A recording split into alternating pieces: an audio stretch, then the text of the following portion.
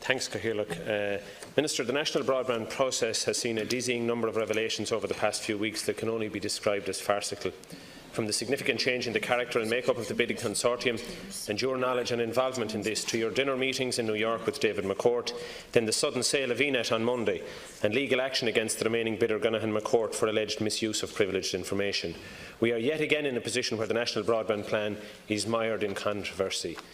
The initial ENET-led consortium of SSE and John Lang has now disbanded, and we're left with an investment fund proposing to deliver broadband. So, Minister, what is the position now of the procurement process for the National Broadband Plan? Thank you very much for your cooperation, Deputy Dooley. And I know, Minister, you're taking 1, 2 and 5 together. 1, 2 and 5 together. Thank you. I welcome the opportunity to update the House on the progress of the National Broadband Plan. The commercial sector has failed to bring high-speed broadband to large parts of rural Ireland. The purpose of the Government's National Broadband Plan is to address this market failure.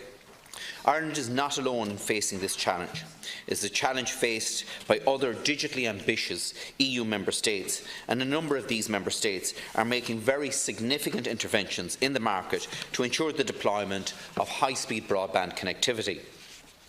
As I previously outlined, the final tender for the contract to roll out the National Broadband Plan was received by my department on the 18th of September, and this is the final stage of the procurement process. The procurement process for the National Broadband Plan has of necessity been a complex and lengthy process. As deputies will appreciate, it is no ordinary infrastructure build. The NBP is not comparable with more standard infrastructure projects, such as the construction of a school or a road or a bridge. In the case of the NBP, the procurement process has involved the bidders developing and bringing forward both the technical solution and the deployment plan to deliver that solution. Learning from earlier interventions, such as the National Broadband Scheme, and from the experience internationally, Ireland has adopted an ambitious and long-term approach to this project.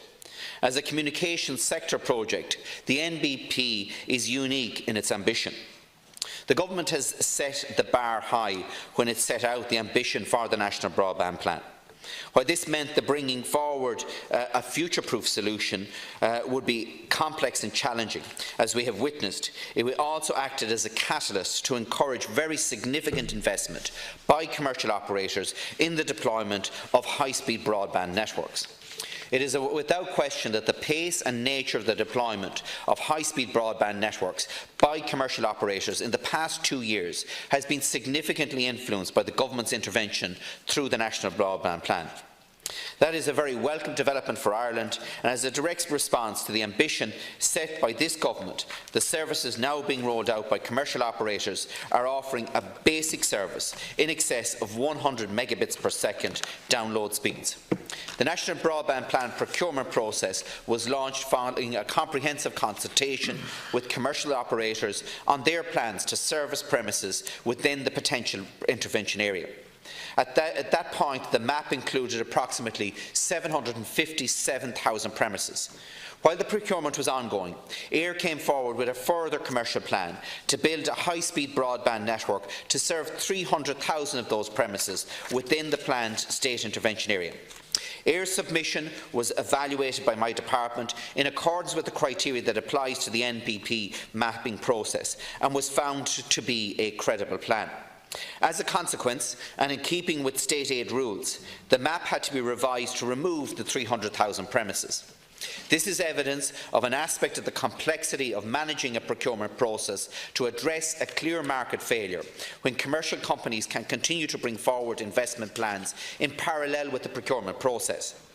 For the people, the schools and businesses located within the Éire rural deployment area, Éire's investment was very positive, and today, based on recent information from Éire, approximately 220,000 premises have been passed and have access to high-speed broadband as a result.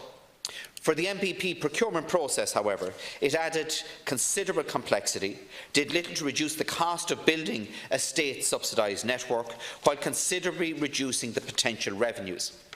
I appreciate the genuine interest of deputies in this House in seeing a successful outcome to the NBP procurement process and to the deployment of high-speed broadband services to every single constituency in this country. The interest of deputies is evident from the fact that since my appointment as Minister, I have replied to almost 750 parliamentary questions on broadband, many of them exhorting to me to accelerate the procurement process, including almost 70 questions from Deputy Dooley, Deputy Stanley and Deputy Pringle. There are 1.1 million Irish citizens waiting for the deployment of this future-proof network, which will have a fundamentally positive impact on their lives. The successful rollout of high-speed broadband infrastructure will mean that the ability to live and work in any area in Ireland will not be constrained by the lack of connectivity. This is a goal that we all want to achieve. Evaluation of the final tender submission is ongoing and will be allowed the time required.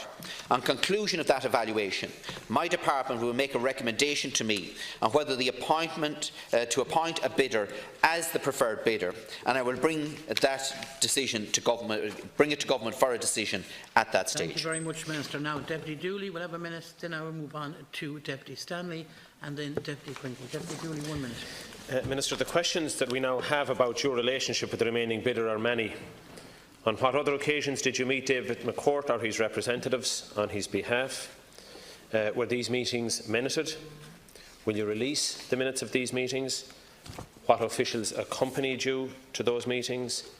Did you have lunch with David McCourt at Leinster House on April the 18th, the very same day you answered questions in the Dáil on your inappropriate role in the Celtic Media Group takeover?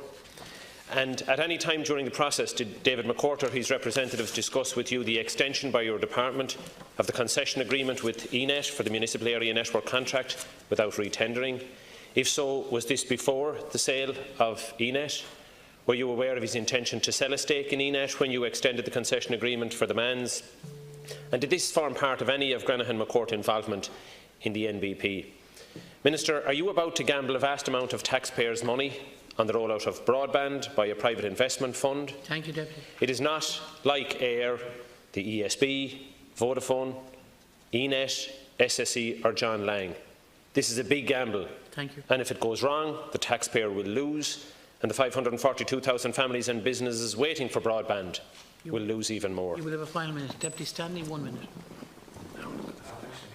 Introduce my question, because it's a different question. The question I have is I want to ask the viability of the current tendering process, the expected date for the signing of the tender agreement, and the expected completion date of the National Broadband Plan, Minister. Okay, but Minister Naughten is covering. No, you have a minute. Take your minute now. Take your minute, because it's I'll take me a minute now, sir. Listening to Minister Naughten's response, he seems to be covering the whole broadband issue. The talk needs to be put back for a minute. I need to get me a minute. No, but the procedure is where a minister decides to take a number of questions together, the first person is introduced, and the other speakers get to 1 minute. So I have a minute, that's okay. I suppose in this issue, Minister, that you said that the process is very unique, and I wouldn't say unique. What's turned out to be is a real dog's dinner. The situation is that the consortium, the big players like AIR has pulled out, ESB Cyro has pulled out, they're gone. The consortium led by McCourt has seen SSE, Electricity leave. John Lang, who was one of the ones providing the cash and the firepower, they're gone. And ENET is now regulated to the role of a subby. But of course, the consortium, you said the consortium has been joined by Denis O'Brien, but his company is now going to become a contractor, which is different.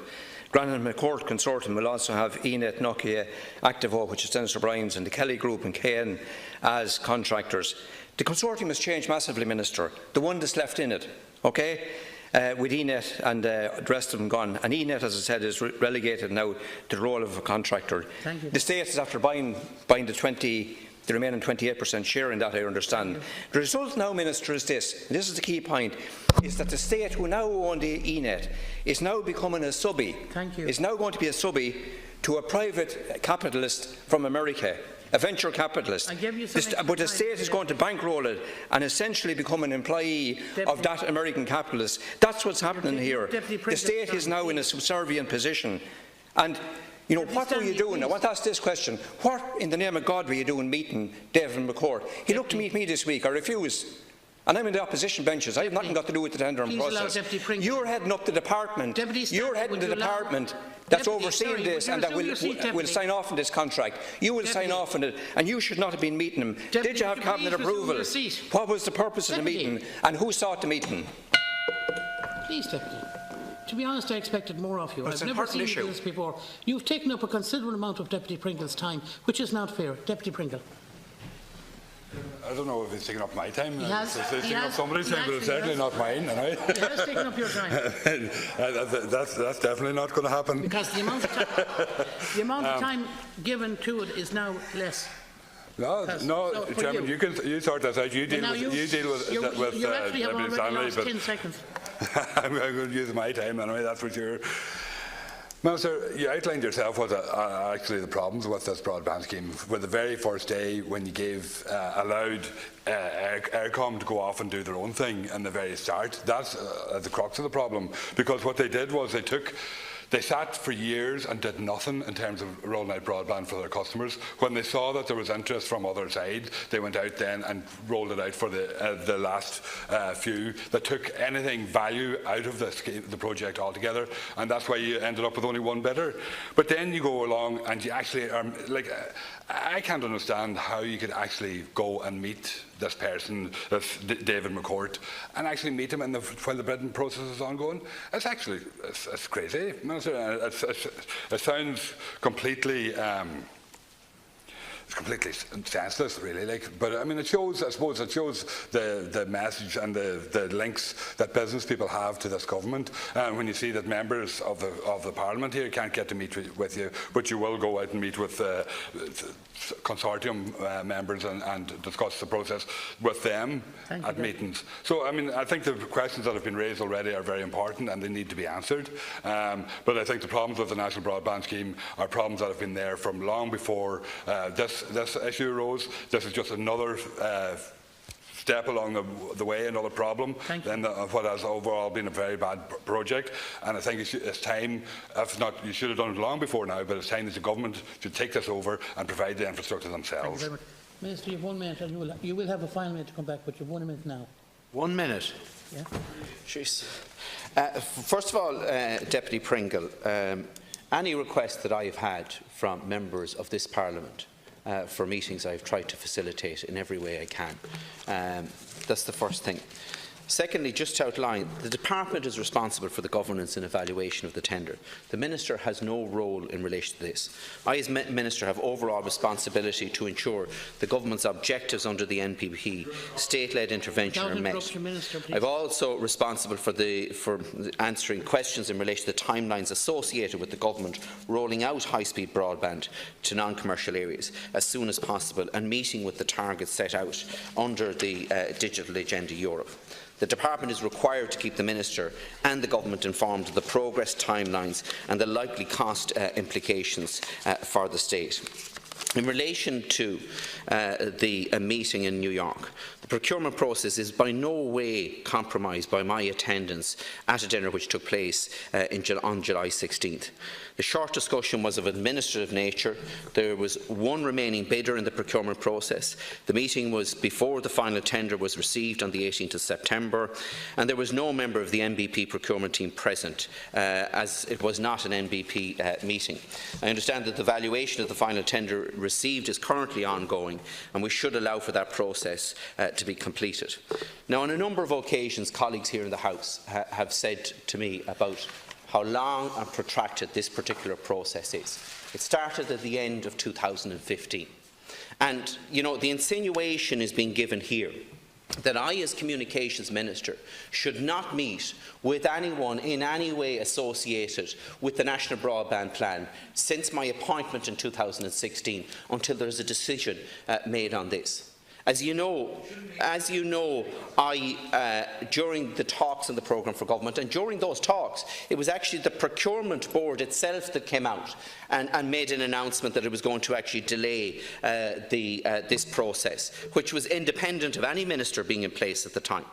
But did you want a situation where we stalled absolutely all progress in the communications area pending this? And Deputy Dooley would have rightly come in here today and criticised me if this system had fallen apart and Mr McCourt had come out and said that the government and the Minister of the day refused to meet him, and as a result he is withdrawn from this process. Deputy Dooley was with me at a lunch table in December when I sat beside Richard Moate, who was involved in the bidding process at that stage, and you sat across from me.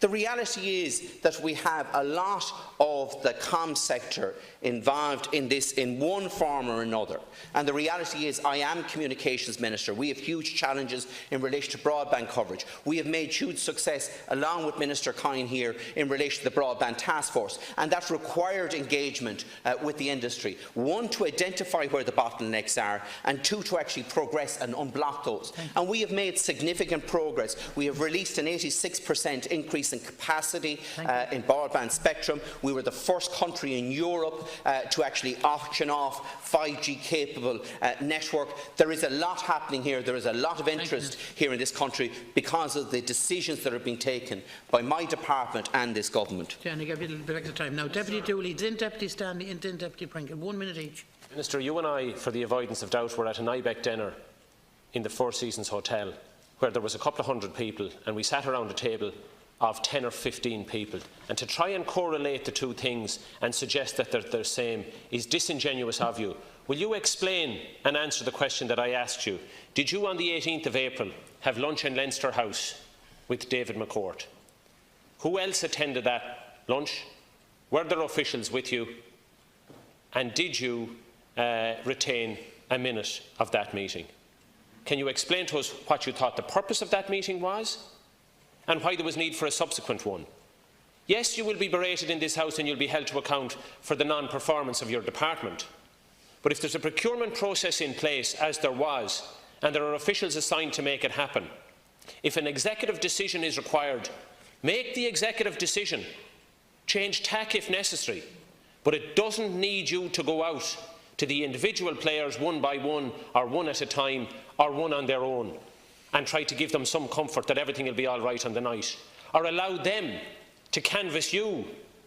Because what you have allowed to happen, Minister, is to bring into play the notion that a bidder has been canvassing you to in some way make it easier for them to get a result. You've politicised a very important process. Thank you very much. You've done that yourself. You could have come to this House, you could have answered questions, you could have worked against members of the opposition if they made any charge against you for delay. You could have taken executive decisions, not this soft approach that you allowed yourself to be embroiled in. I asked you, Minister, you didn't answer him. You met the one remaining bidder at a crucial point in the tendering process, in the final stages of it, according to what you've said yourself. Who sought the meeting? Was it you sought the meeting, or was it David McCourt sought the meeting? And did you have Cabinet approval? And did you brief the Cabinet after? And what was the purpose of that meeting? That's what we all want to know. Now, I'm glad to see that Fianna Fáil have moved a little bit towards the Sinn Féin position. They're now talking about public infrastructure, and that's good, that if we can get onto that ground. Because we have public infrastructure, we have demand system that's being owned by the state and operated by ENET, who the state now own, and you might just confirm that the state now own that 100% since yesterday, after buying the 28% remaining share. So you have the metropolitan area network, you have the ESB network, and you also have the backhaul system where you have cables running along railway tracks parallel to water systems and everything else and motorways that's owned by the state. It's extensive. I've looked at the map of it. And there's the system. There's the state hardware. There's the roadway to roll out this. And what I'm saying to you here at this point, that even if you're successful with this, in the sense that you get a contract signed with the remaining bidder, thank you, and it's an awful mess. And you've left everything hanging on that bidder. You've left everything hanging on an American venture capitalist. The state company that we now own is going to be a subcontractor to a venture capitalist. Do you not get that there's something wrong with that? Thank you, Deputy. That wouldn't be allowed in England. It wouldn't be allowed in capitalist England. It wouldn't be allowed in Trump's America. It wouldn't be allowed anywhere in the world. It's not that unique. It's crazy. And what I'm saying to you here is that if I was you, and I know that you're concerned about this, I know you want to drive it on, I think you were wrong to meet him. I'm not saying you met him for any underhanded, corrupt reasons that you met him in court, but you were wrong to meet him. If I was Minister, I wouldn't have met him. I'm opposition and I refuse to meet him. I conclude on this. If I was you this morning, I would phone up the ESB, I would get him in here, and I would get in ENET in here. That's who I would talk to this week if I was you. I would talk to those companies that the state has some control over, and I would look at the hardware that we have and get this plan back on track. Please, Deputy Pringle. It's a very important subject. It is. It's very difficult in rural areas. There are other important questions as I here understand it, we own the ENET anyway, and we have done we've been the major shareholders in ENET for a long time. They've rolled out to metropolitan area networks across the country, and we were shareholders in that. And, maybe I'm wrong in that, but that's as I understood it. In fact, ENET actually told me that themselves a couple of years ago. So maybe I'm wrong, but you can clarify that. But I mean, in your own statement there, you outlined what was wrong with this process right from the very start. You said that you met all these meetings that you had with Mr McCourt were before the final tender was received. That's the problem. If you'd have met him after the final tender and everything had been in with the department, that might be acceptable and might be okay. But it's all before the tender. So what was he doing? Was he questioning what would work as a tender? What would make it work for him? And because this seems to be going to make it work for ENET and for David McCourt and for them, and not for the people of Ireland, and that's the problem. Thank you for your cooperation, Deputy Pringle. Minister, if you can cover it in a minute, I would appreciate it. First of all, and the minute of the meeting in New York has been published, as has the cover note from the official that took the minute. Please find attached the minute of last week's meeting in New York. For context, the discussion on the MPP was limited to approximately 10 minutes, during which time Mr McCourt addressed his remarks to me as the official representing the department, not to me as Minister. It was to the official. Who sought that meeting? Mr McCourt sought that meeting. Did I have lunch on the 18th of April? No, I didn't have lunch on the 18th of April. The ownership of ENET, I honestly don't know the ownership of ENET. Yes, the state has a significant share in that company. And Deputy Stanley is right. Like, the reality is what the National Broadband Plan is about is stringing fibre cable on the air network of 1 million telephone poles across this country.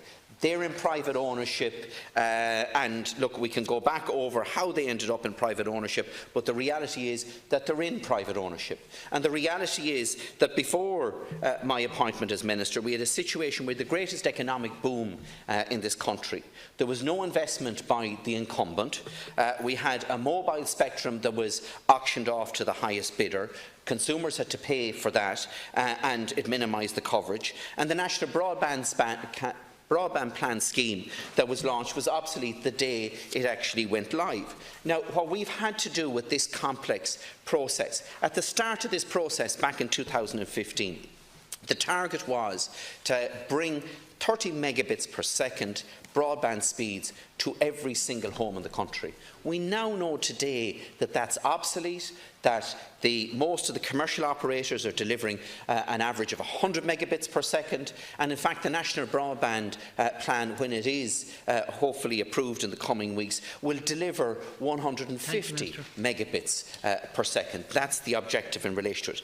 That evaluation is ongoing at the moment, and it wouldn't be right for me to meet with anyone while that evaluation is ongoing, which it is at present. Let's see what comes out of it.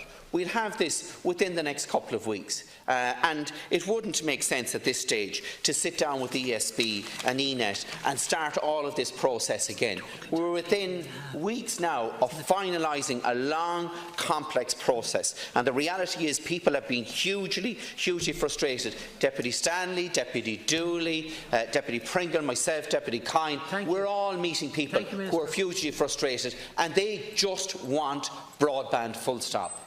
Can I just...